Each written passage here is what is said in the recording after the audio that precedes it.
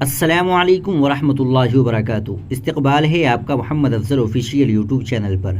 ناظرین کرام، Bombay high court کا حالیہ اہم فیصلہ قانون و انصاف کی جیت۔ 19 سال قبل ہوئے ممبئی لوکل ٹرین سیریل بم دھماکوں کے معاملے میں گزشتہ دنوں پھانسی اور عمر قید کی سزا یافتہ 1 درجن بے قصور مسلمانوں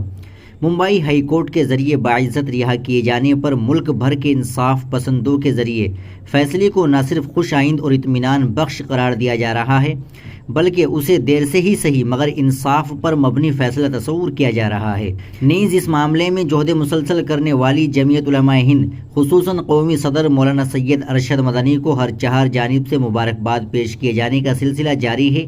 چنانچہ علاقہ میوات کے معروف عالم دین جمعیت علماء متحدہ پنجاب کے صدر مولانا حکیم الدین اشرف نے ممبئی ہائی کورٹ کے اس فیصلے پر بیان جاری کرتے ہوئے کہا کہ ہم اس اہم کامیابی پر اپنے صدر مولانا سید ارشد مدنی، جمعیت علماء مہاراشٹرا کے ذمہ داران اور معاملے کی انتہائی باریک بینی سے پیروی کرنے والی وکلاء حضرات کی ٹیم کو صمیم قلب سے مبارکباد پیش کرتے ہیں۔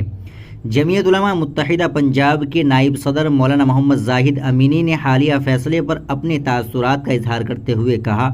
کہ ممبئی ہائی کورٹ کے حالیہ فیصلے نے ثابت کر دیا کہ ابھی بھی ہندوستان میں قانون اور عدلیہ کی بالادستی قائم ہے، اور یہ کہ اس سے ملک کے انصاف پسند شہریوں کا عدلیہ اعتماد مزید مستحکم اور مضبوط ہوگا۔ علاقہ میوات میں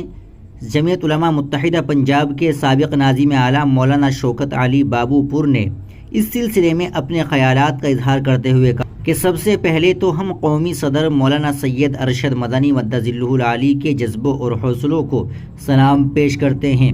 جو اس پیرانہ سالی میں بھی قوم و ملت پر مر مٹنے کے واسطے ہمہ وقت تیار رہتے ہیں۔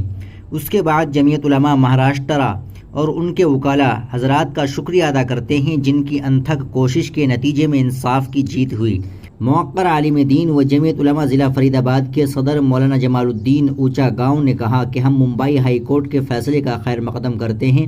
مگر سوال یہ ہے کہ ان بے قصور مسلمانوں کی زندگی کا وہ بیش قیمت عرصہ جو سلاخوں کے پیچھے گزرا، ان کے اہل خانہ کو پیش آنے والی دشواریوں نیز ان کے ہونے والی بدنامی کا آخر کون ذمہ دار ہوگا؟